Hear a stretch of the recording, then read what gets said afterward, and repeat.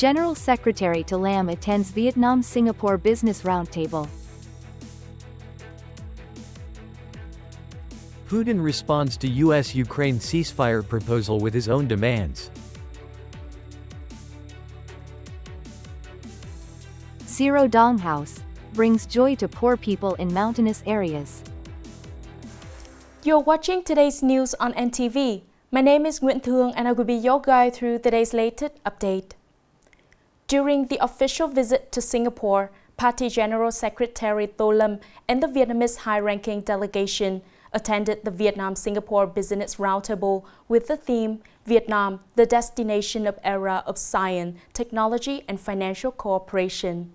The forum was attended by more than 100 Singaporean and Vietnamese enterprises in related fields.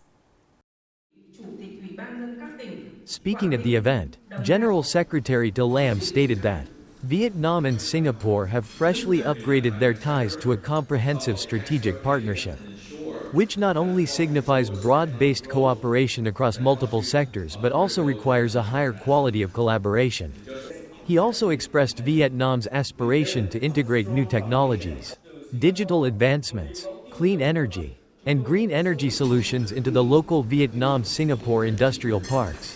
The General Secretary emphasized that Vietnam's goal is to become a high-income country by 2045, which means that from now on, decisive and relentless efforts are essential. Recently, Vietnam has focused on refining its institutional framework, legal policies, and clear and transparent regulations to create stability and favorable conditions for people and investors.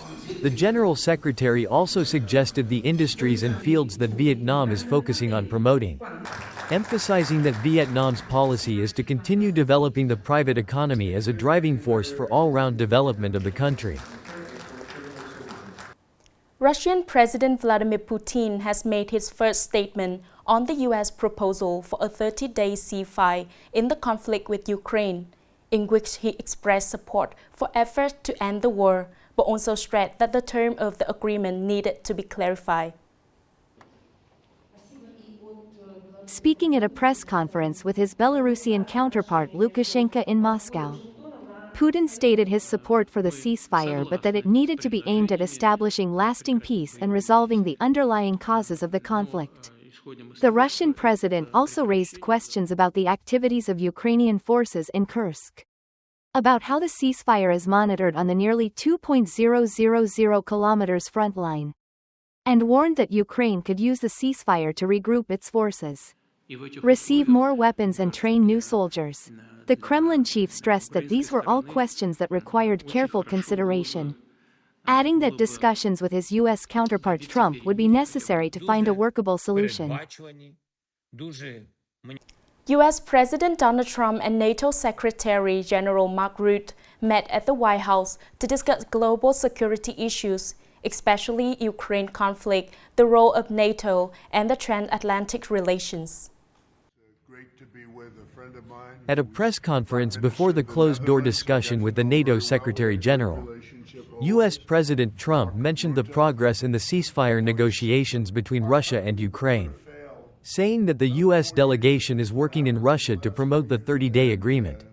Regarding transatlantic relations and the future of NATO, Trump emphasized the success in mobilizing countries to increase their contributions to the NATO budget during his first term, making the alliance stronger. The meeting between the U.S. and NATO leaders took place at a time considered important for the future of NATO as well as transatlantic relations when the Trump administration is making important foreign policy adjustments that could change the global balance of power. Coming up next are some updated news. Singapore-based United Overseas Bank, UOB, has projected Vietnam's GDP growth at 7.1% in the first quarter of the year, continuing the continuous growth momentum since 2024. This forecast is based on positive signals from industrial production, import-export and public investment. In the first 2 months of the year, industrial production increased the most in 5 years. Import-export increased by 12%. Public investment increased by nearly 22%. However, UOB warned of risks from global trade and U.S. economic policy. The bank maintained its forecast for full-year GDP growth of 7%, recommending that Vietnam promote public investment, improve the business environment and diversify export markets. V-ship Nghệ An 3 Industrial Park has just been deployed with a total investment of 1.325 billion Vietnamese dongs, marking a major step forward in the province's industrial development. The project is located in Hung Tay Commune, Hung Nguyen District, with an area of over 181 hectares. It is expected to be completed from the third quarter of 2026 to the first quarter of 2030. This is the third project of V-ship Group in Nghệ An, contributing to attracting FDI capital and promoting industrial development in the province. Since V-ship invested in Nghệ An, the industrial parks have attracted dozens of FDI projects, with a total investment of nearly 3.12 billion United States dollars.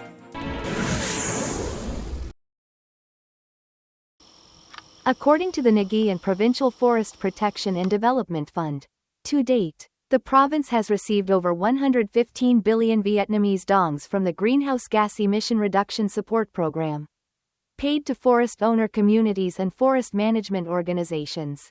This money is used to maintain forest protection, support community livelihoods and improve people's lives. Nghệ An is one of 6 provinces participating in a carbon transfer agreement with the Forest Carbon Partnership Fund, committing to reduce 10.3 million tons of CO2 from 2018 to 2025.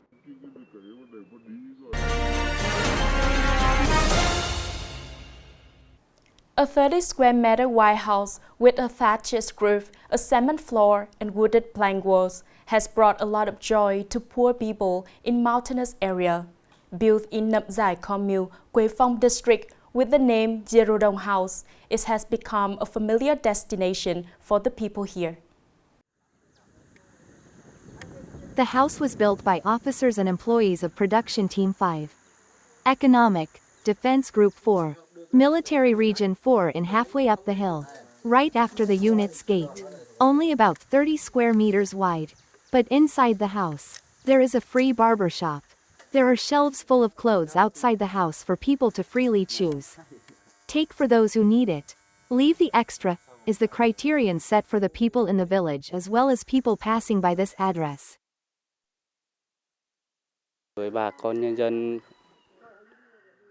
This work is very meaningful. Many people need clothes. People here always want this house to be maintained and developed so that they can have a better life. The Zero Dong House has been in operation since January 2025 with a budget of more than 10 million Vietnamese dongs, extracted from the unit's production increase fund. As for clothes, the unit called on teammates, relatives and friends to donate. Before giving them to people, the clothes were sorted, washed, dried and ironed. Up to now, the model has provided more than 500 sets of clothes and cut hair for dozens of people. The laughter and sincere thanks from the people are the motivation for the soldiers to continue maintaining this meaningful activity. We are determined to help people in Nam Gi commune have a better life. In the near future, we will bring the vegetables and fruits that we grow to help people in the area cover their daily life. The Zero Dong House does not stop at providing free clothes or haircuts, but is also a testament to the spirit of solidarity and attachment between the army and the people. The model contributes to spreading profound human values, affirming the role of the army not only in the task of building and protecting the fatherland, but also in mass mobilization work, helping people in border areas to eliminate hunger and reduce poverty, and build a new life. That is the end of today's news. Thanks for your watching and see you next time.